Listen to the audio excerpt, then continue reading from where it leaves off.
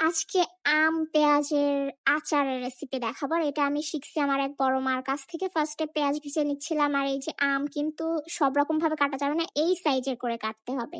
তো আমরা ফার্স্টে বুঝতে পারিনি, বিভিন্নভাবে কেটে ফেলেছিলাম।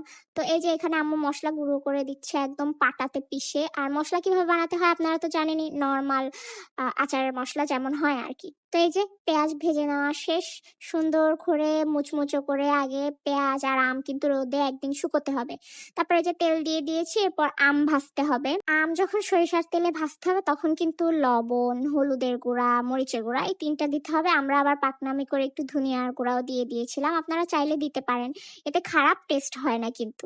যাই হোক, সবকিছু দিয়ে সুন্দর করে ভেজে, একদম বেশি কড়া করে ভাজা যাবে না। ভাজার টাইমে আমার ভাই আবার দুধ রুটি খাচ্ছিল, ওটা দেখে আমিও খেতে চলে এসেছি, কারণ ও যেটা খায় ওটাই আমার খাইতে ইচ্ছে করে। নর্মালি কিন্তু আমি ওই জিনিসটা একদমই অপছন্দ করি। ও হ্যাঁ, ছোট এলাচ কিন্তু একটু বেটে রাখতে হবে, কারণ একদম যখন আচার শেষের দিকে হবে না, ওই টাইমে একটু ওপর থেকে ছড়িয়ে দিতে হবে।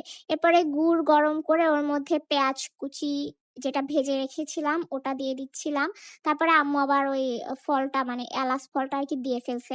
আর আমও দিয়ে দিতে হবে। ২টা জিনিস একসাথে দিয়ে ফার্স্টে নাড়তে হবে। তারপরে এই যে আচারের যে মসলাটা আছে ওইটা দিয়ে দিতে হবে সুন্দর করে। ও হ্যাঁ, আচারের ভেতরে কিন্তু একটু ভিনেগারও দিয়ে দিতে হয়। ভিনেগার দিয়ে দিলে কি হয়, আচারটা অনেকদিন লং লাস্টিং হয়, মানে নষ্ট হয় না। তো এই যে আচার দেওয়া শেষ। বেশি ঝামেলা নাই, কিন্তু অনেক বেশি টেস্টি।